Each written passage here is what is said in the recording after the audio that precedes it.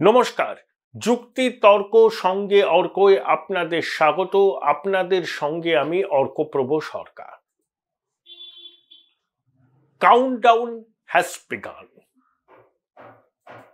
পতনের কাউন্টডাউন আমি বলছি না, প্রধানমন্ত্রী বলেছেন যে লোকসভা নির্বাচনের পর তৃণমূলের বিদায় ঘণ্টা কার্যত বেজেই যাবে।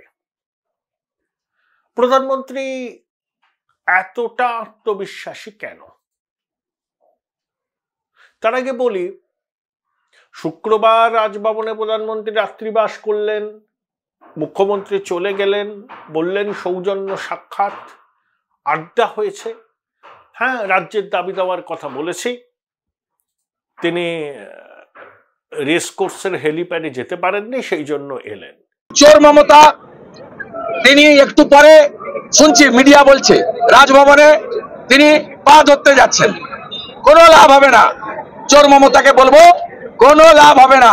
এর নাম নরেন্দ্র মোদী, না খাউঙ্গা না খানে দুঙ্গা। শুভেন্দুবাবু বলছেন যে মমতা বন্দ্যোপাধ্যায় পা ধরতে গিয়েছিলেন, লাভ হবে না। আমার প্রশ্ন হচ্ছে, মমতা বন্দ্যোপাধ্যায় ওই যখন ইয়াস না কি হলো, ওই কলাইকুণ্ডাতে আলাপন বাবুকে নিয়ে গিয়েছিলেন, এক মুহূর্ত দাঁড়ালেন না, আলাপন বাবু চলে গেলেন, প্রধানমন্ত্রী অপেক্ষা করেছিলেন। কত কেন্দ্র রাজ্য বৈঠকে মুখ্যমন্ত্রী যান না, প্রধানমন্ত্রী সভাপতিত্ব করেন। তাই হঠাৎ করে যখন তার মুখে প্রোটোকলের কথা শুনি, তখন একটু অবাকই লাগে। হঠাৎ করে এত প্রোটোকলের ভাবনা মুখ্যমন্ত্রীর মাথায় এলো কি করে?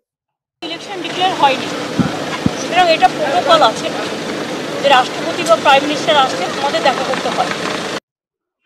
দেখুন, মুখ্যমন্ত্রী অনুরোধ করতেই পারেন। দুজনের একান্ত বৈঠকে কি হয়েছে সেই নিয়ে কোনো রকম কি বলবো আর কি আলোচনা করার আমি পক্ষপাতী নই। কারণ এটা দুজনেই বৈঠকে ছিলেন, একজন এই বৈঠকের নির্যাস নিয়ে কিছু না বললে অনর্থক স্পেকুলেট করার কোনো মানে হয় না। রাজনীতিবিদরা এর মধ্যে নানা রকম অঙ্ক কষবেন। বাম কংগ্রেস সেটিং বলে শুরু করে দিয়েছে।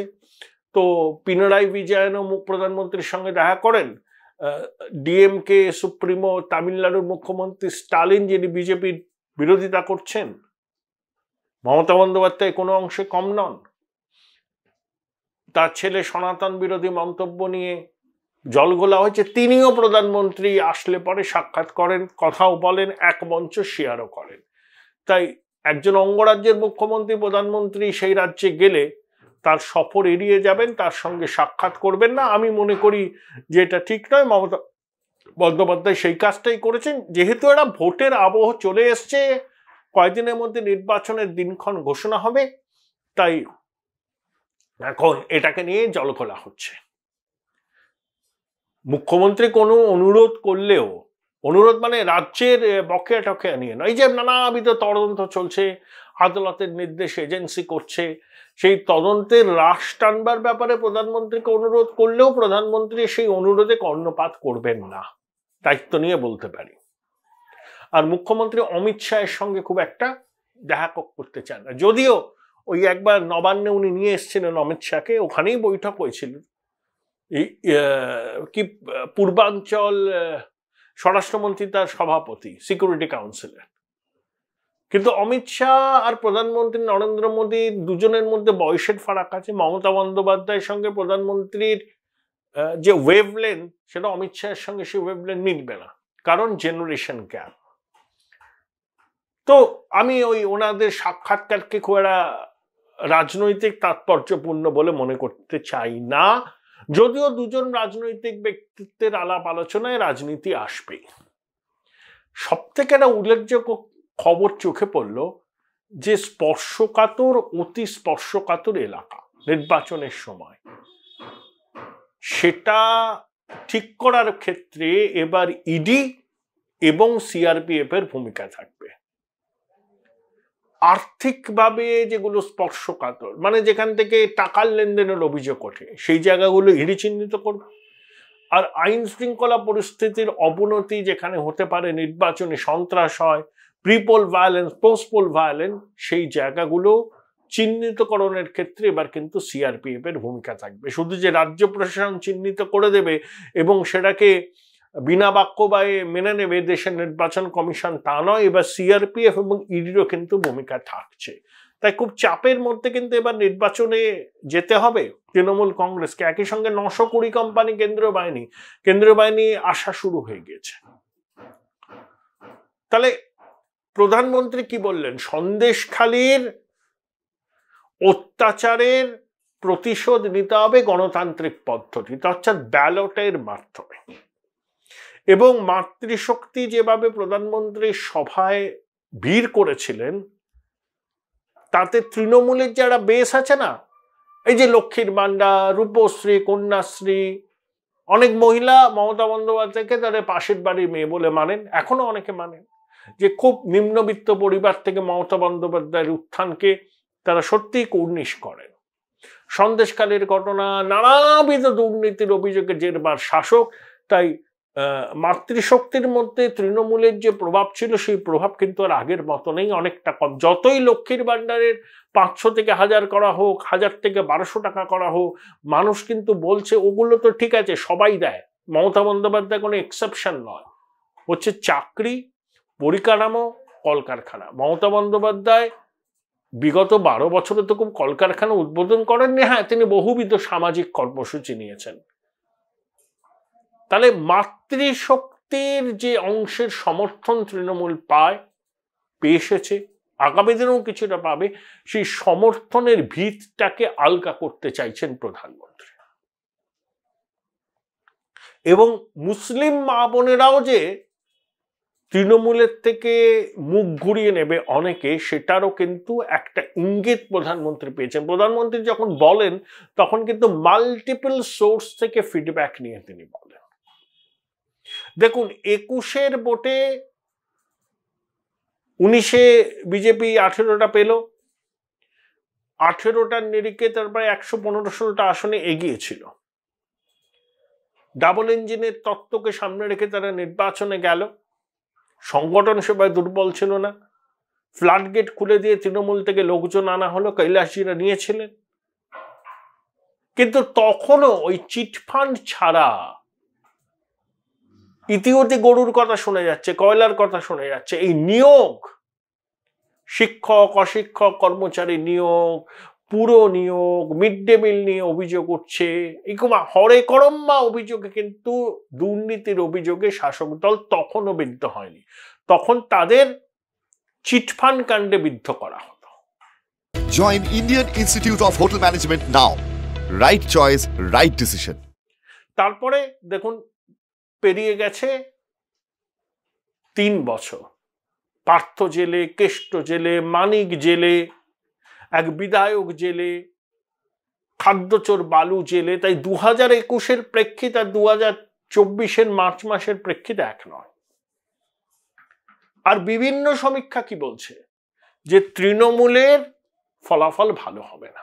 কেউ বলছেন 19, কেউ বলছেন 29, সবাই বলছেন তৃণমূলের ভোট প্রাপ্তি এই বিজেপির ভোট প্রাপ্তি 40-এর উপরে থাকবে। তাহলে বিভিন্ন সমীক্ষা কি বলছে? বিজেপি হয় 19টা পাবে, নয় 29টা পাবে। 19 থেকে 29 বিজেপির, আগের বার 18 পেয়েছিল। তাহলে বিজেপির ক্ষয় তো নেই, বৃদ্ধির সম্ভাবনা, তৃণমূলের ক্ষয়ের সম্ভাবনা। তার তৃণমূলের মধ্যে কোনো তো মতাদর্শগত বিষয় নেই। সিপিএম বিরোধী থেকে তৃণমূলের জন্ম, সিপিএম ক্ষয়িষ্ণু শক্তি। এবং সংখ্যালঘুদের মধ্যে তৃণমূলের গ্রহণযোগ্যতা প্রশ্নের মুখে। সাগরদিঘির বাই ইলেকশন তার সব থেকে বড় প্রমাণ। মুসলমানরা বিজেপি বিরোধী হিসাবে তৃণমূলকে কি খুব একটা বিশ্বাস করছেন? বড় অংশের মানুষ করছেন না, সেটা কিন্তু প্রধানমন্ত্রী কথাতে উঠে এসছে। তাহলে নির্বাচনে যদি তৃণমূলের ভরাডুবি হয়, ভরাডুবি মিন ধরুন যদি তারা 11টা আসন পায়, বা ধরুন তারা যদি 20টা আসন পায়, বিজেপি তৃণমূল সমান সমান, বাম কংগ্রেস 1টা বা 2টো, তাহলে এখানে তৃণমূল সরকারের ভিতটা দুর্বল হয়ে যাবে। বহু বিধায়ক দলত্যাগ করার চেষ্টা করবেন। বিধায়ক দলের মধ্যেই বিদ্রোহ হতে পারে, অন্য কোনো নেতাকে সামনে রেখে বিধায়কদের একটা বড় অংশ বলতে পারে যে মুখ্যমন্ত্রী বদল করা হোক, আমরা বিজেপির সমর্থনে সরকার করব। পশ্চিমবঙ্গে অপারেশন কমল হতে পারে, যেভাবে ঝাড়খণ্ডে হয়েছে, যেভাবে মহারাষ্ট্র হয়েছে, হিমাচলে হবে বলে অনেকে মনে করছেন। তাহলে সেই অপারেশন লোটাস পশ্চিমবঙ্গে হতে পারে, ক্ষেত্র প্রস্তুত থাকবে। বিপুল সংখ্যক সাংসদ যদি পশ্চিমবঙ্গ থেকে বিজেপির টিকিটে নির্বাচিত হন, তখন অ্যাডমিনিস্ট্রেশনের একটা বড় অংশ বুঝে যাবে যে তৃণমূলের সঙ্গে থেকে আর লাভ নেই। তখন তারা তাদের দলদাস তকমাটাকে ছুঁড়ে ফেলে দিয়ে নিরপেক্ষ ভূমিকায় অবতীর্ণ হবে। ঠিক যেমন 2009 লোকসভা নির্বাচনের ফলাফলের পর বাংলা জুড়ে স্লোগান উঠেছিল, যাও সিপিএম যাও।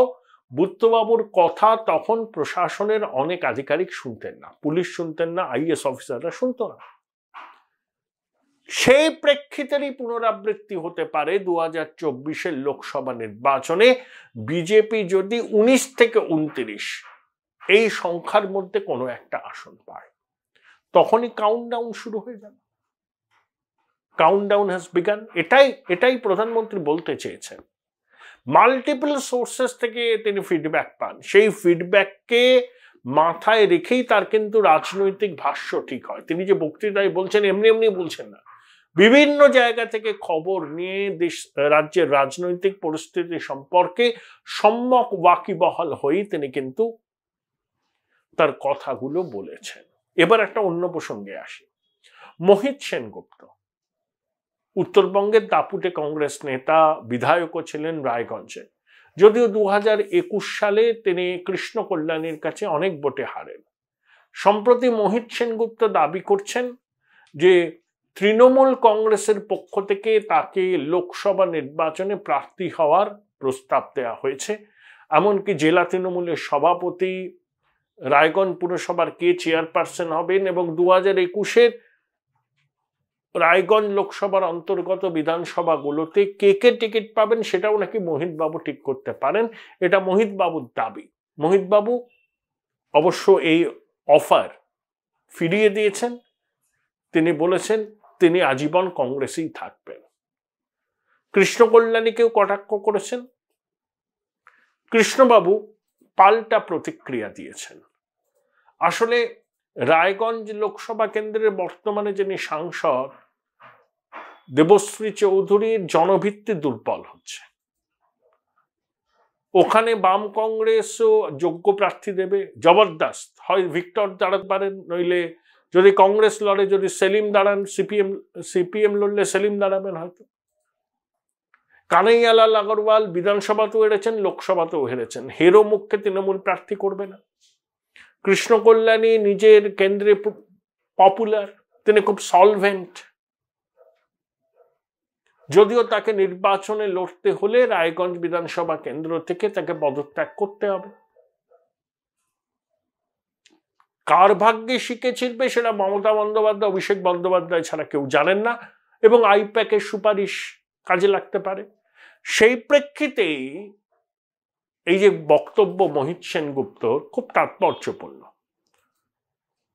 এই সত্য মিথ্যা জানার তো উপায় নেই, মোহিতবাবু যেটা বলেছেন সেটাই বললাম। আর প্রত্যুত্তর দিয়েছেন কৃষ্ণ কল্যাণী। অর্থাৎ একটা জিনিস স্পষ্ট, যে রাজ্যের শাসক শিবিরের সবকিছু ভালো যাচ্ছে না। Everything is not hunky Tory.